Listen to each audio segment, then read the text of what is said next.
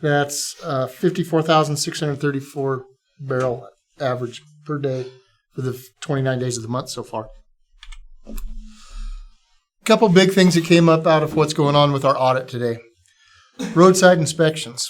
If you are pulled over for a roadside inspection and you have violations and you get that paperwork that says you have these violations of your truck, those must be put on your DVIR.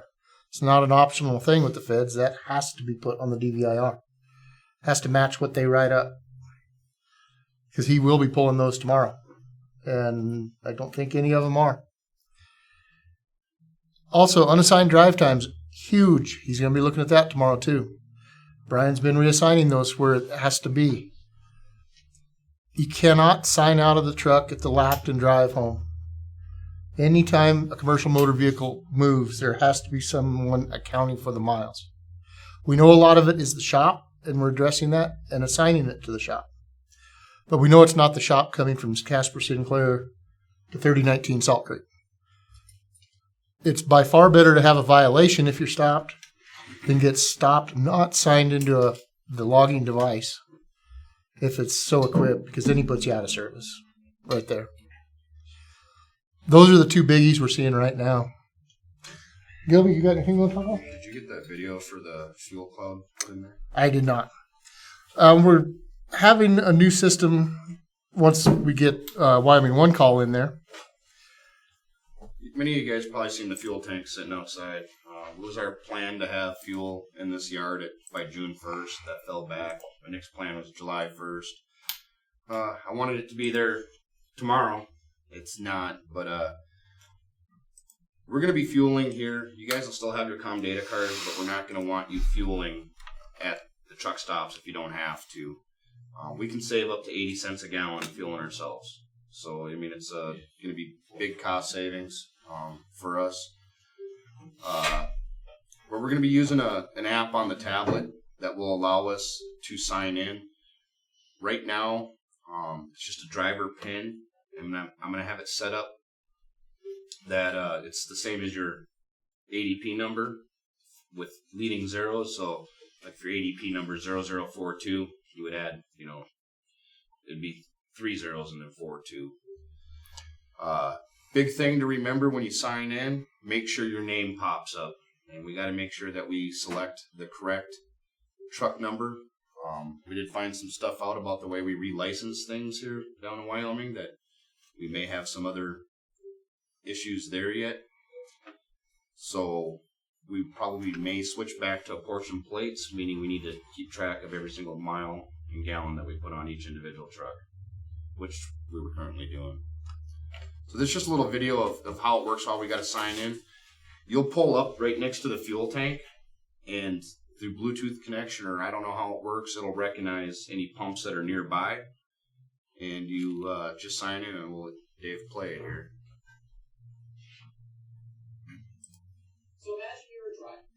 You have a location with a couple of tanks, and you pull your vehicle up.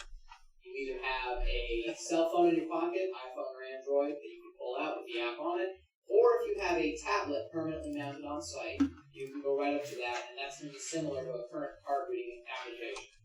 So I'm going to select Newberg Test 2.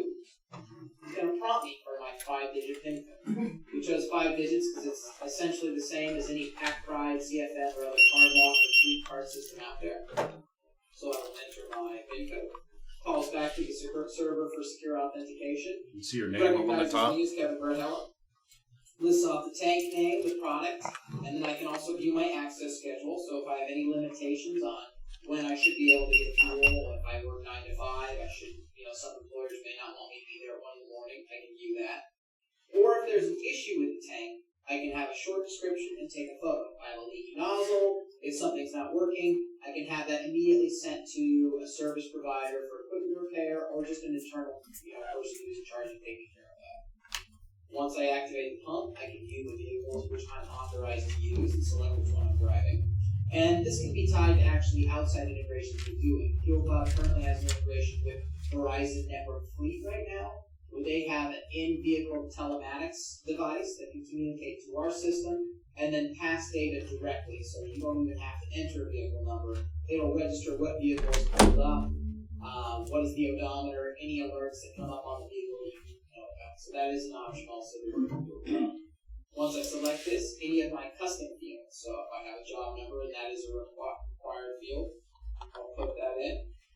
And then I have an optional field. If I have a generator and I have to record hours that I'm filling, I can put it in or I can leave it blank. And then once I've done, I go ahead and pump.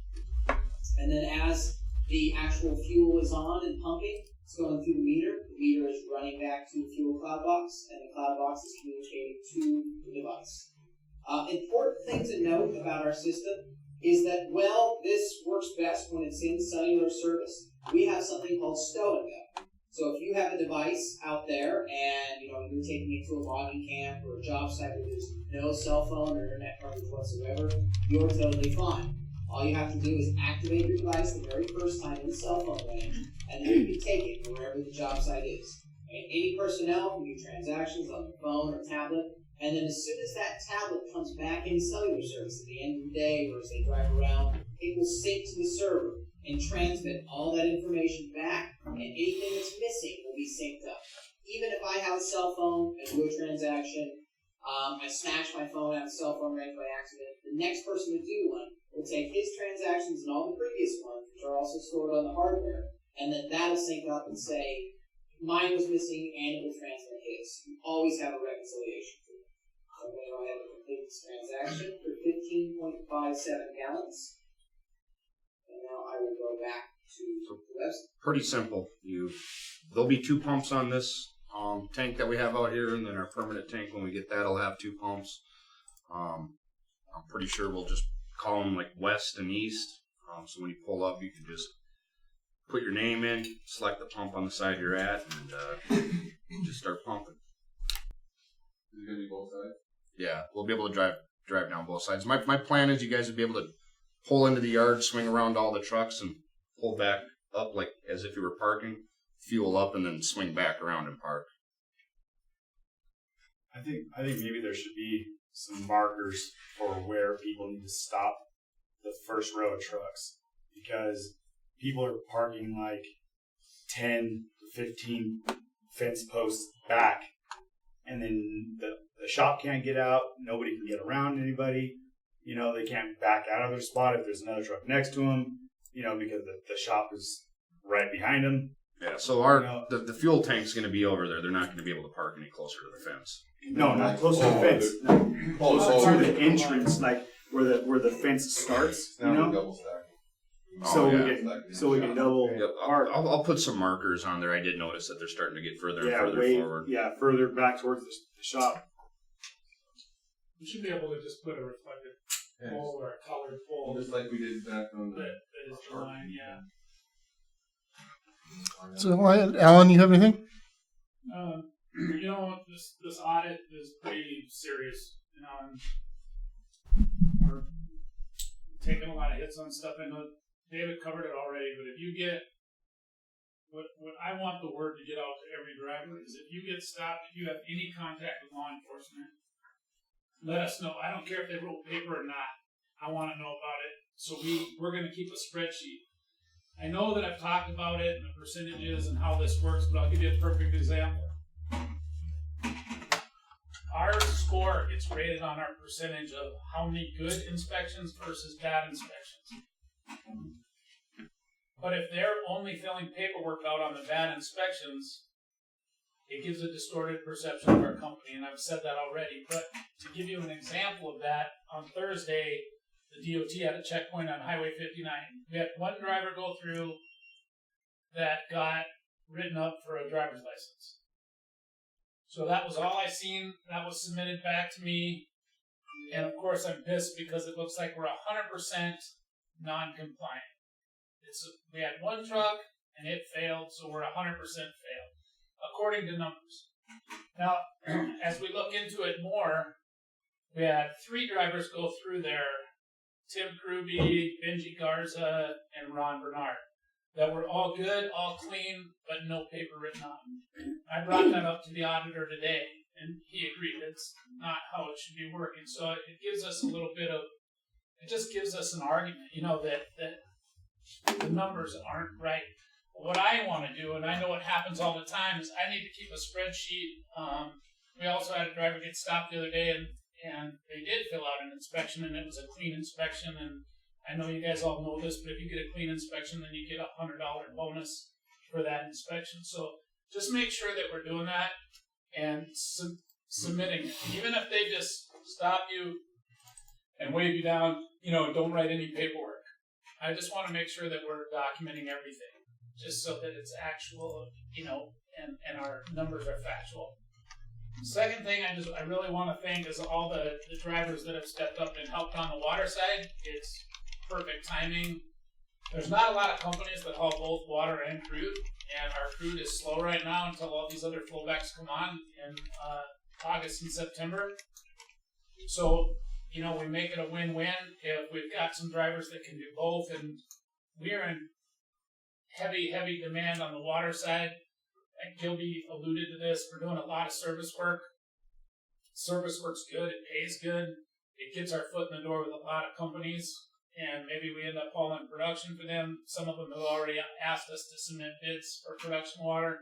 So it is good. And just to give you a number, we used to, 2 months ago, I would say the highest we ever were on service work was about $4,000 a day. And then we've been gradually climbing up, and our highest was $14,000 in a day, like a week ago. Well, 2 days ago, we just did $22,000 in a day service work. And honestly, we could have done more if we had, the equipment not breaking down. So it is growing fast, and it's good. There's a lot of companies calling us, and you guys know this, it's just good business to be able to say yes. And that's what I want to be able to do. It's hard when you don't have the drivers. And I know there's a lot of crew drivers that stepped up and helped, and a lot of water drivers have changed shifts and done things to make it work, because we just kind of meet the demand there. And it's not like on the crude side where you can plan and look at these things ahead of time. On the water side, a lot of times they just need a truck in 15 minutes, and we got to try to get there. And I can see, just looking around this room, there's plenty of you guys that have stepped up and helped on the water side, and it's appreciated. And obviously, for those of you that are continuing to keep our numbers up good on the crude, even though we've lost drivers off the crude to help on water. So it's a team effort, and it's going good. And I know that looking at the noms and the flowbacks, I would say, in the middle of August, our crude numbers should be back up about where they were. And I know if even yesterday the load board started coming back up. But anyway, I just appreciate everything you guys are doing, and please do as I ask. If you have anything, you see things out there that are unsafe, if you see somebody, let us know, report it. But for sure, if you have contact with law enforcement, let us know, because we're going to start a spreadsheet, and I want to track it all. And last thing I'll say is, if you do, I don't care what they're doing. I don't care if you think they're being the biggest jerk in the world. It's not the time. Make sure you're polite and courteous. If we have a complaint, we'll file a complaint, and we'll do it here, and we'll do it professionally. Just let me know, but it's not the place to argue with them out there. I did see one write-up we had that I guarantee it was an attitude write-up. I don't think that guy would have got written up if he had a better attitude. So don't do that. Hurts the whole company. Thanks. Anybody have anything else, Donna? I do. So, Prairie Days, all the employees received free t-shirts. Some of you purchased additional shirts for your family members, but nobody has come to pay me yet. So, I do have a list of everybody that owes. I really don't see anybody in here. But to spread the word for me, I need to collect the money for those t-shirts. It's going on 2 weeks now, so I think it was great that we allowed everybody to take the shirts right then and there and not have to hold them, so I'd appreciate it if everybody would just pay. Safety meetings. please guys, do your safety meetings before the payroll deadline. I have so many people that come in with excuses why they didn't have them done. You have a full week to do a 20-minute safety meeting. I don't understand what the issue is, but I'm not going to be so nice anymore. If I don't have them at 8 a.m. Monday morning, then you're not going to get credit. So no more nice LaDonna. I don't believe it. But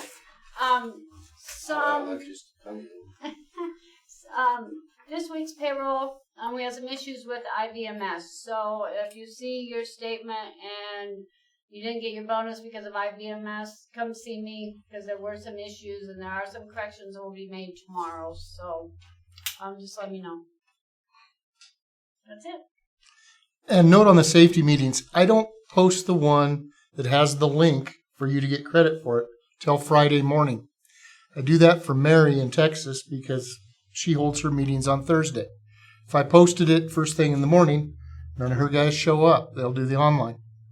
So if you're looking for the one with the little questionnaire that you fill out and submit that goes to LaDonna, that does not get posted until Friday morning. Yes, you can get on YouTube and see it, but you won't have the little link to get credit for it.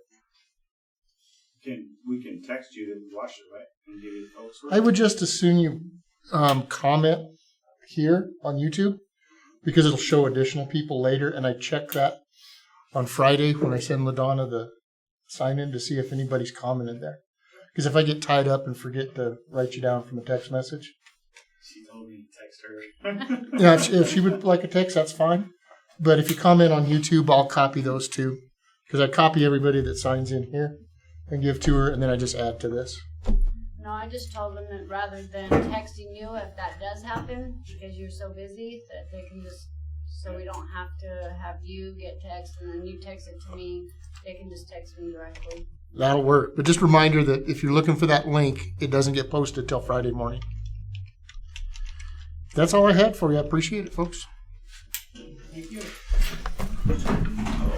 And if you have questions about IVMS alerts or anything such as that, come in and see Brian Farr.